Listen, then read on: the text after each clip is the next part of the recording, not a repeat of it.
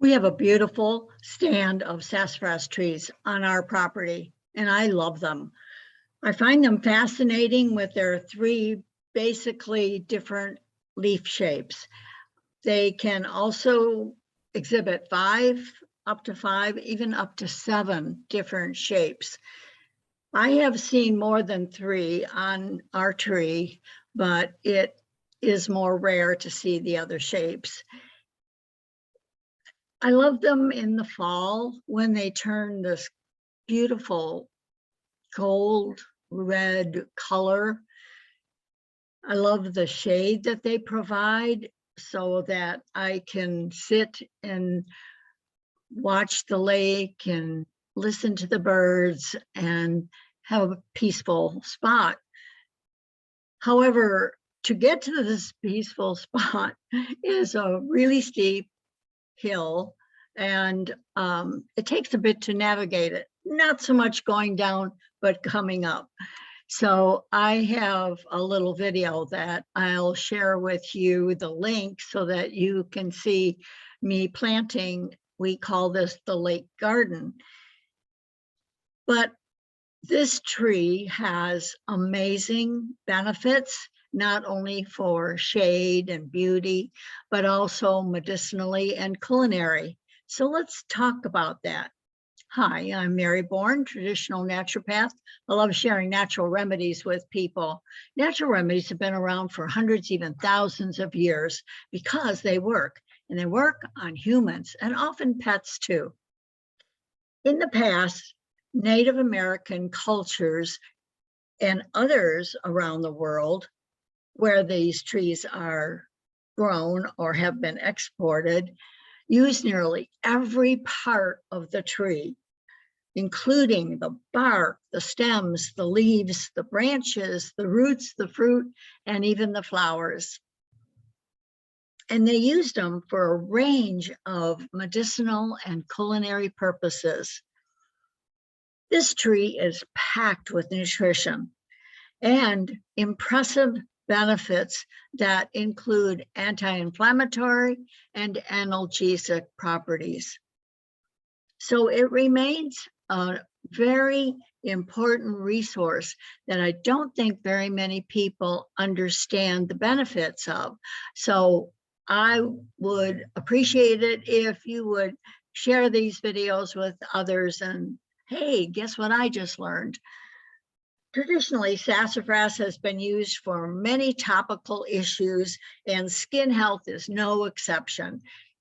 For example, if you are bleeding, you can take a bit of the leaf, crush it up, and put it on the wound, and it will assist in keeping germs away, as well as supporting the healing benefits of the skin. It helps with boils and sores and rashes and excessive skin irritation.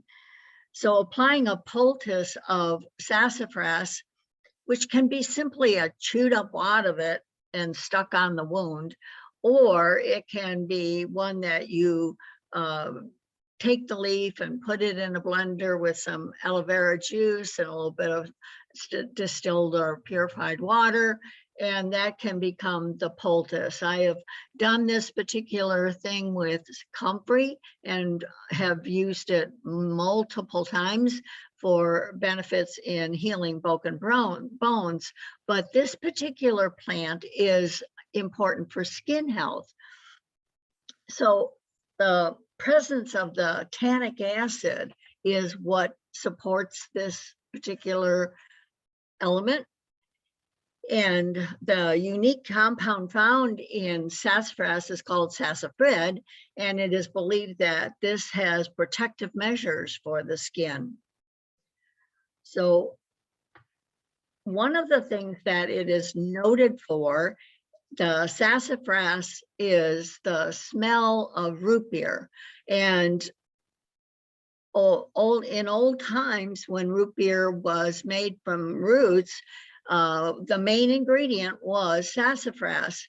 It's no longer found in commercial root beers, but the benefits of it can really be helpful. as well as wonderful tasting. Now, most of the recipes on the internet start with something called a ginger bug, and this is fermented ginger, and then you let it steep for a while. I'll attach a link for making ginger bug, and I've talked of her often, but marysnest.com is also a very good place to find fermented foods and how to make ginger bug. But many of the roots that are used in making root beer, including sassafras, is other things that have been used are licorice root, burdock root. Sarsaparilla is another root that has been used in in root beer. So they used a variety of roots, and families had their own particular recipe, and they were favored by these particular recipes. One would compete against the other, and they created their own unique taste. Vanilla was also part of it, so sometimes they would not use the vanilla bean, but actually use the extract made from the bean. And there, Mary's Nest has another recipe for making your own vanilla from vanilla bean. And recently I did a video, and this is my stand of sassafras trees. I'm showing how the smell of it is citrusy. I did a very short video on planting a stilby under the stand of sassafras trees. And I talked a little bit about sassafras and the flavors and the health benefits of it. Each year I like to add to this garden another perennial or several perennials. And I love it because it is so hands-free. You know, I have so many garden areas that use my time, especially in spring. Any other gardener would tell you the same thing. So having a perennial garden, especially one that is tolerant of shade, is really beneficial. And I love this garden for its easeability, the peace that you can get by sitting on the bench and looking at the lake and listening to the birds. We have a martin house close by, and listening to their chirping is just a really delight. In the early spring, there is a stand of red tulips that come up, and even before I can navigate the hill, I can enjoy those red tulips as they come up. Then these are followed by the allium, the big purple globes that actually are part of my signature on YouTube. In the corner, you'll see a picture of the the purple globe flower, and they're a delight. They're also, because they're in the allium family, repeated in chive flowers and many other globe type flowers. So the leaves of the sassafras have like a citrusy smell, and when they're crushed, they make a delightful tea. The leaves can be put in a soup as a flavoring and thickener. In Louisiana, one of the ingredients in gumbo is called filet powder. And filet powder is actually made from dried sassafras leaves and crushed and then strained. And so they use that powder just before they're going to serve the gumbo to help thicken it up. And it adds a little taste that add a little zingy flavor to the gumbo. Now, you don't want to add this too quickly because it becomes stringy and slimy, much like overcooked okra. And oftentimes people who don't have any Filet Powder or access to sassafras trees will actually use powdered okra to create that same thickening texture. But again, it needs to be done toward the end, just before serving it, and then thickening it up within minutes and then serving the dish. And it is not only beneficial in flavor, but also in health benefits. So the health benefits of using sassafras